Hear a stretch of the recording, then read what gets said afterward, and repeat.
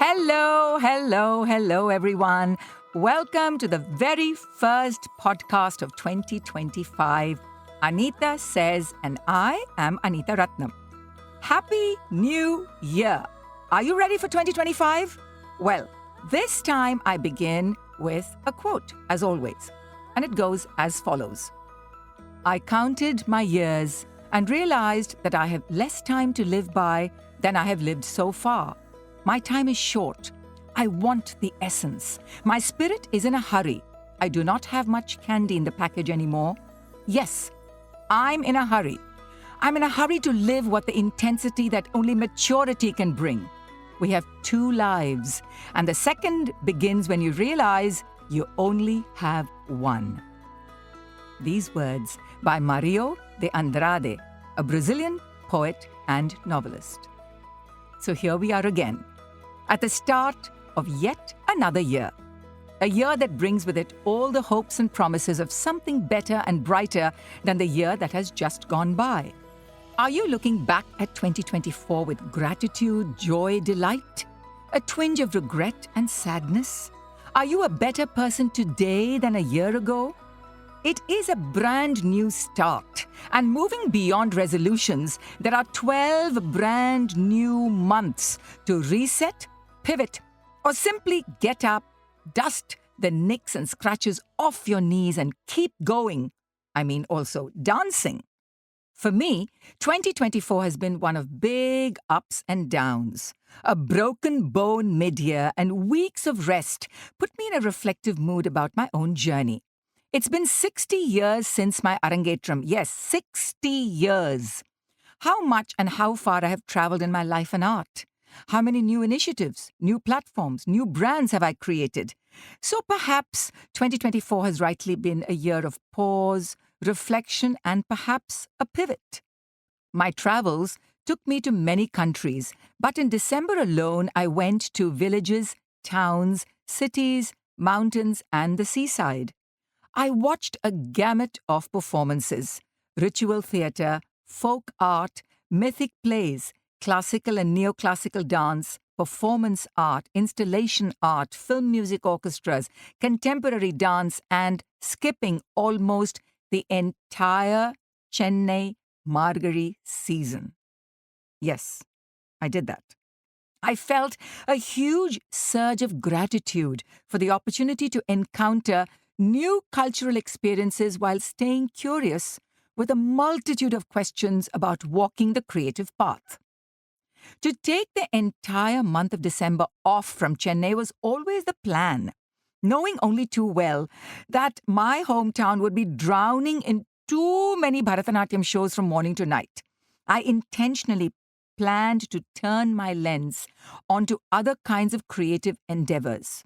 I wanted to absorb a greater diversity in arts programming, to personally witness the push of bristling young minds curating interdisciplinary events with courage and bravado, to acknowledge, with a wistful twinge, the shrinking space for classical dance, and to envy classically trained musicians who are able to easily straddle so many worlds simultaneously. You're listening to Anita Says, a podcast about the world of South Asian dance, and I am Anita Ratnam, an icon of dance. The final 3 days of December was a rush of dance-related events.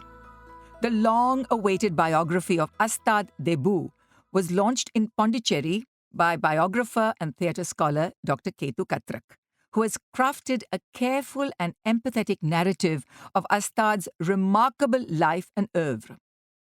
Astad's introduction to dance was via Kathak in Jamshedpur. Later, his adventurous spirit took him all over the world. 70 countries, which in turn nurtured and honed his choreographic lens.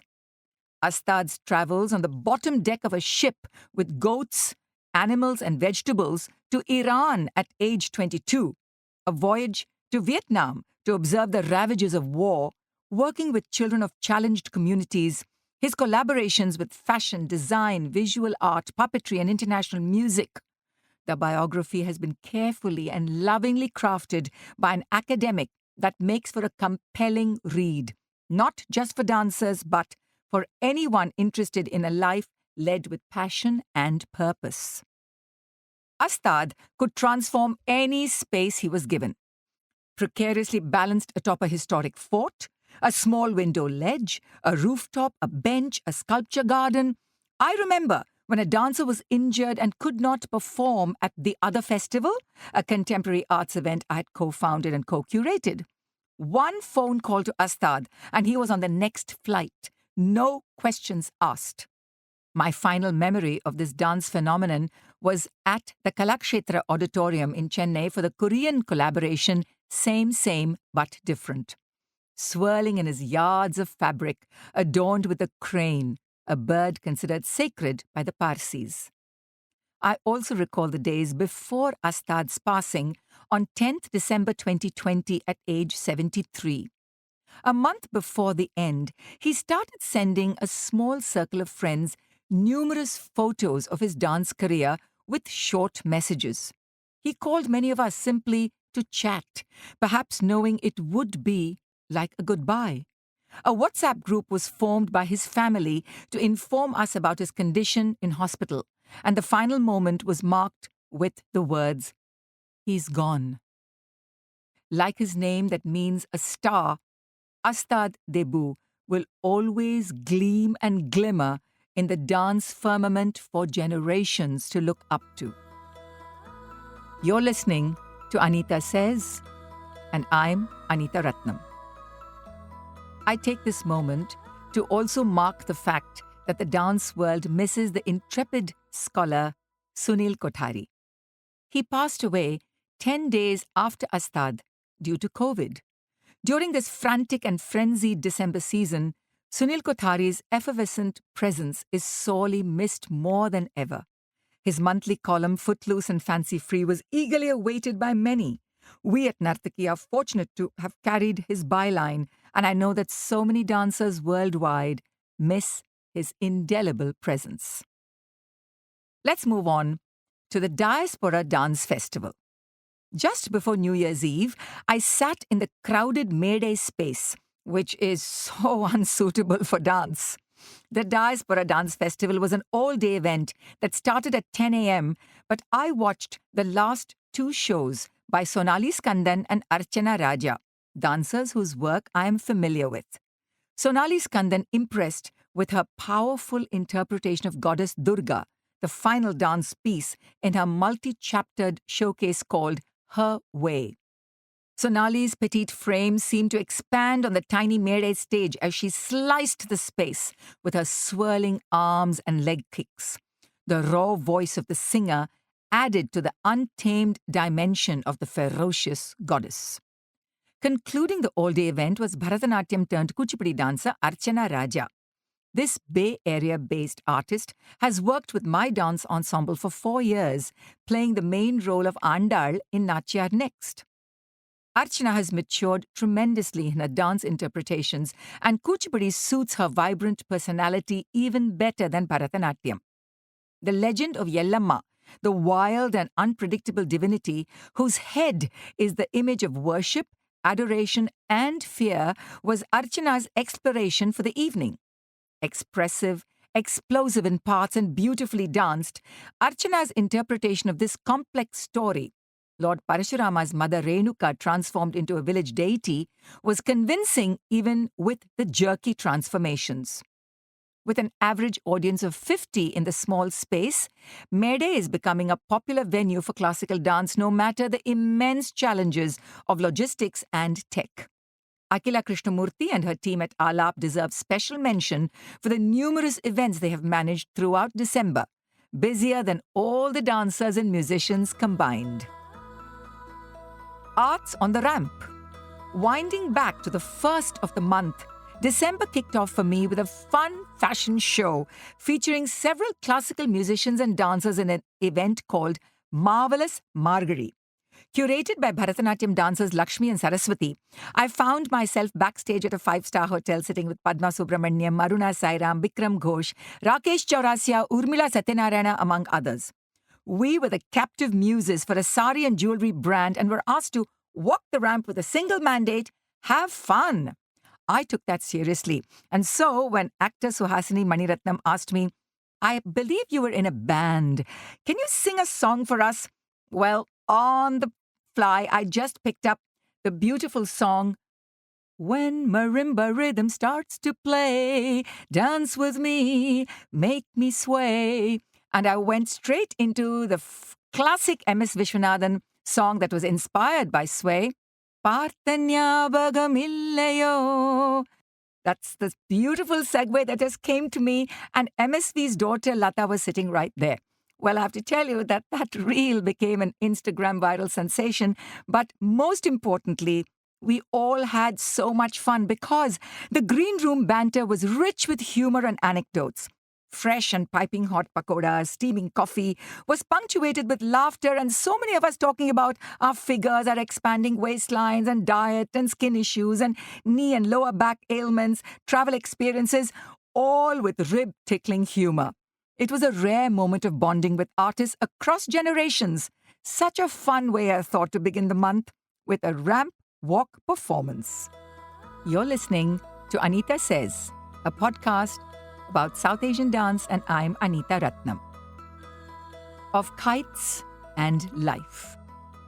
The Chennai performance of the UK Pograv Dance Ensemble's India tour of Kattam Katti was presented by my organization Nartaki Global Media.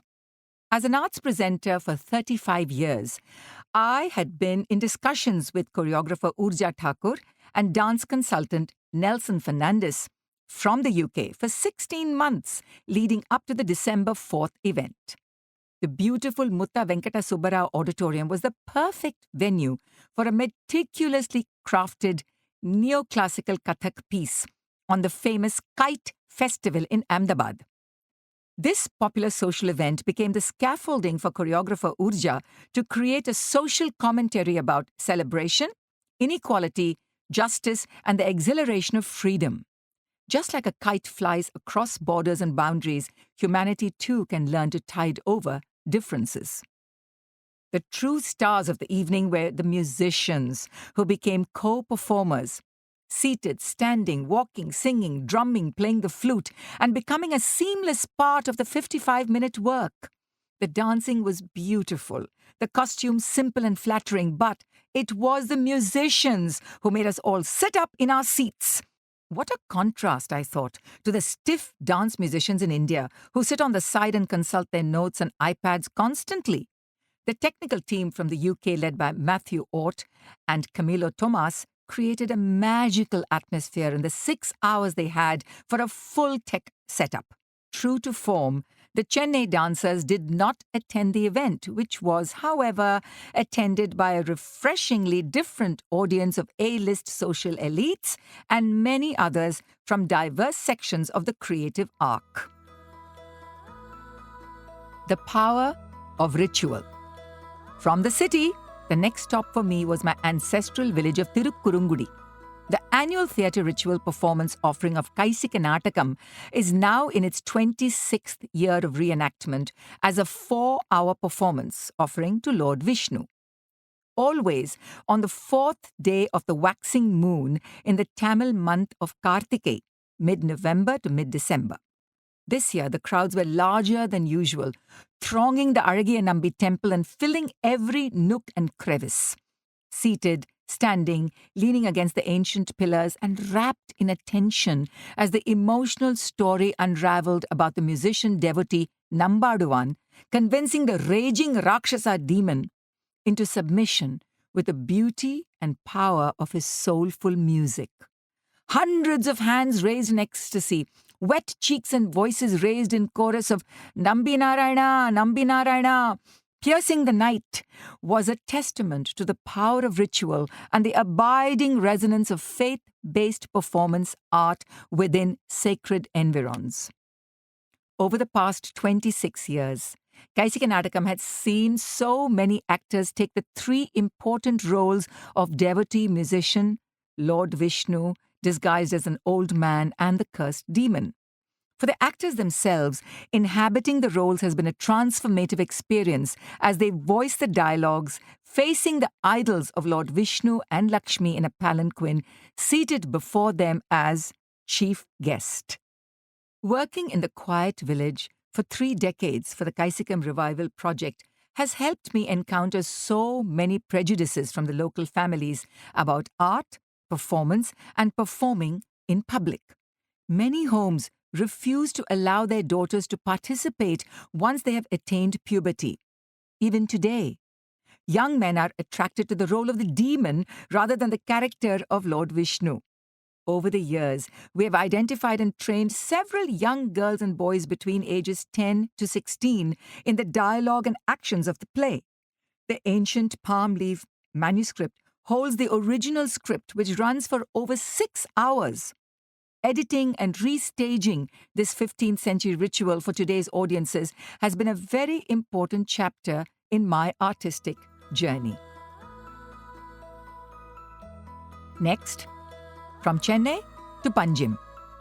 The Chennai season had begun in early December and concerts were already in full swing.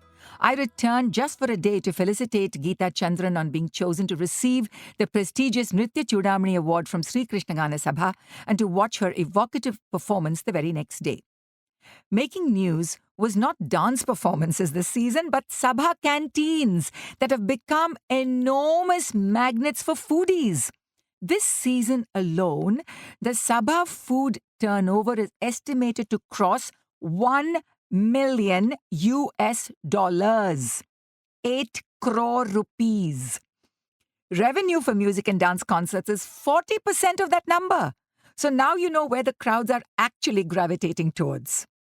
Next, it was off to Goa for me and the exciting Serendipity Festival, which continues to offer India's best smorgasbord of performance and visual art across genres. The large number of enthusiastic youngsters as volunteers and the wide variety of venues across Panjim made everyone feel that something exciting was in the air. Everywhere you went, from the moment of touchdown at the airport, there were hoardings, placards, posters heralding the week-long event. If only Chennai could get its act together, I thought wistfully. Ah, well. I watched 92-year-old Kathak guru Kumudini Lakhia speak in a film of her eventful life and dance journey, and then listened to her star student Aditi Mangaldas expand on how important her early years of training under Kumiben were. How she always encouraged every student to find her own dance voice. Once labelled a renegade and a corrupter of Kathak for her pared-down costumes, discarding of the dupatta so the dancer's spine can be revealed, Padma Bhushan Kumudini Lakhia is now hailed as a genius, a visionary and a change maker. I loved the moment when she explained how she departed from the normal religious and mythological narratives of Radha and Krishna by saying, "Give the gods a rest. Let's dance about the present." The meticulously curated by Geeta Chandran afternoon ended with 2 excerpts by dancers of the Kadamb dance group Ahmedabad. It was a most satisfying 2 hours that cemented my opinion about the value and place of great traditions and its potential to nourish and nurture the past and present. There was much more to see at the festival. A dizzying variety, actually.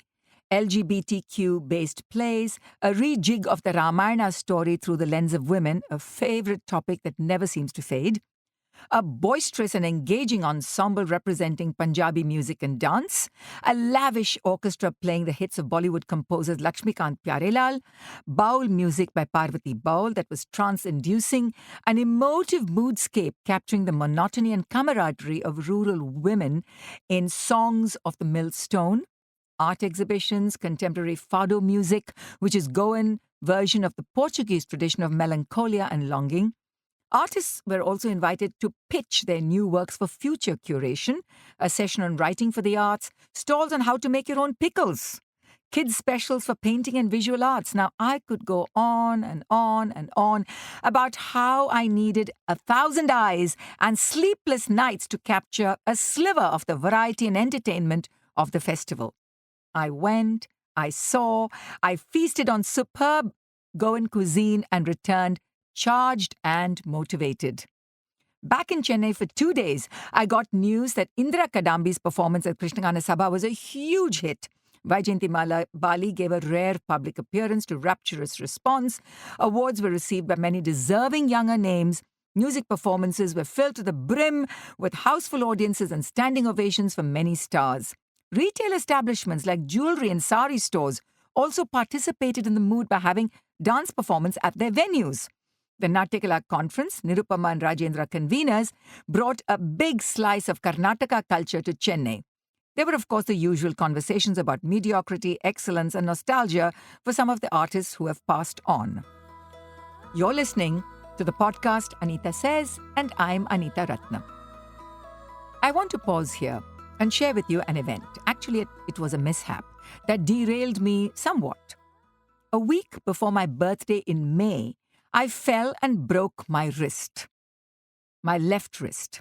It was a complicated fracture, and for the first time, I had a long cast and an immobile arm. While I did not have any performances looming ahead, it did put a dampener on my travel plans and my mood. The bigger question was, how did it affect my state of mind? Normally, I've read that these kinds of accidents, while closing one door, actually opens up other windows. I've heard of people who take to other creative ventures during physical mishaps. But for me, everything went blank. I stopped dreaming strange and colorful dreams, ones where I would wake up and jot down something on my notepad that was always next to my bed. My body became sluggish and tired. It was as if one broken part of my body conveyed to the rest of the limbs and muscles that, stop everything. It was uncomfortable and scary. I wonder if any of you listening have felt this way. Now, 7 months later, has the creative bug returned? Did I miss rehearsals? Well, I did continue to write, actually dictate this monthly column and record my podcast, trying to keep the broken arm out of the camera lens. I feel now that something inside me has changed. The incident has made me pause in a major way, and it makes me wonder about where I am in my dance and art life. Does 2025 mean a major pivot? Returning now to the Goa experience, I want to share how important it has been for me. I watched such a dizzying variety of shows. I also experienced Poetry on Wheels, a free shuttle organized by the Serendipity Festival, which brought a vehicle and a poet in the back seat. As I traveled from one venue to the other, I was also listening to beautiful poems. Delightful! And one room in the central GMC complex invited us to write any single thing or a person we hated. Yes, hated. We drop it into a box and proceed to sit in a comfortable chair as someone gives us a nourishing foot or neck rub. Who has time to hate anyone or anything? Was the feeling I walked out with. I also felt a major twinge of regret when I watched classical musicians slide into Bollywood music extravaganzas with such ease. Rajesh Vaidya and B.C. Manjunath were jamming at the Lakshmikant Pyarelal show at the large open-air arena and elsewhere for other performances. The quiet Veena player, Anjaney, who plays for my group shows, was at the Goa airport with a jeans and t-shirt and ready to play for 2 theatre collaborations. Carnatic vocalist Aruna Sairam jammed with Usha Uttup and Shubha Mudgal. Now, music seeps into any genre, unlike the physical body, which is bound by place and time and musculature of physical and cultural geography. A dancer cannot fit into modern, classical, contemporary, performance art, pop, but music can.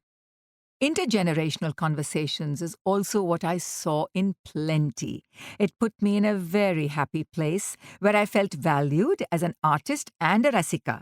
Seeing so many across generations fill every show at every venue, big and small, with a genuine curiosity not seen anywhere else, To see fledgling shows that still need time to mature alongside experienced performers on the same day gave me so much hope for the future of seriously crafted arts in India. You're listening to the podcast Anita Says, and I'm Anita Ratnam. And on that note, the new year beckons. Dance will always be difficult and challenging, and it's getting more and more problematic on many fronts.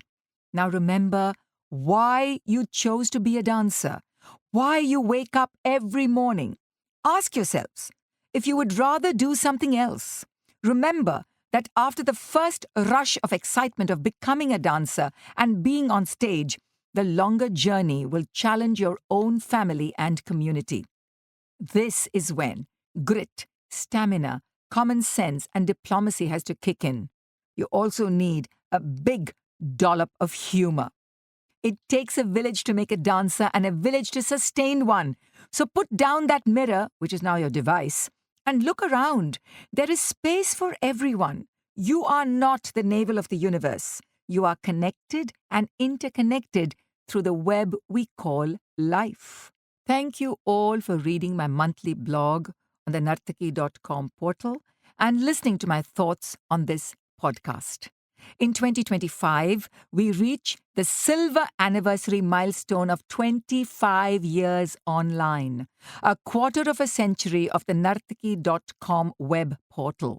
So many years of supporting dance and its ecosystem, of cheering, funding, sponsoring and showcasing emerging talent across so many disciplines.